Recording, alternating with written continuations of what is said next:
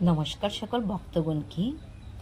আজকে আমি সবাইকে আন্তরিক প্রীতি ও শুভেচ্ছা জানিয়ে আরম্ভ করছি আজকে ছোট্ট ভিডিও। তো আপনারা অবশ্যই আমার এই ভিডিওটা প্রথম থেকে শেষ পর্যন্ত দেখবেন।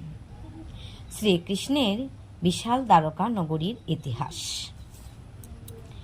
ভারতের উত্তর পশ্চিমের রাজ্যে গুজরাটের একটি জেলা দ্বারকা নগরী সনাতন ধর্মাবলম্বীদের অন্যতম একটি তীর্থস্থান। দ্বারকা নগরী 4 ধামের মধ্যে এক ধাম। দ্বারকা শব্দের অর্থ হল, ধার শব্দের অর্থ দরজা, কা শব্দের অর্থ মোক্ষ কিংবা স্বর্গ। সেই অর্থে দ্বারকা শব্দের অর্থ হল স্বর্গের ধার কিংবা মোক্ষ লাভের উপায়। ভারতে সপ্তপুরীর নামে বিখ্যাত এই দ্বারকা নগরী।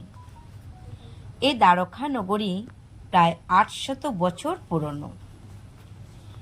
দ্বারকা নগরীতে যে কৃষ্ণ মন্দির রয়েছে, এই কৃষ্ণ মন্দির ভগবানের ইচ্ছাতে তৈরি করা হয়েছিল। তিনি মথুরা ত্যাগ করে গরুড়ের পিঠে চড়ে এখানে এসে উপস্থিত হয়ে স্বয়ং বিশ্বকর্মাকে আদেশ করেছিল এই দ্বারকা নগরী নির্মাণ করার জন্য। আর এই দ্বারকা নগরীতেই ভগবান শ্রীকৃষ্ণ যদুবংশকে নিয়ে বসবাস করেছিলেন। এই দ্বারকা নগরীতে 12 যোজন জায়গা নিয়ে এই নগরীটি সৃষ্টি করা হয়েছে। তো আপনারা অবশ্যই দেখতে পাইতেছেন এই কৃষ্ণ মন্দির, যে কৃষ্ণ মন্দিরটি 800 বছর পুরনো।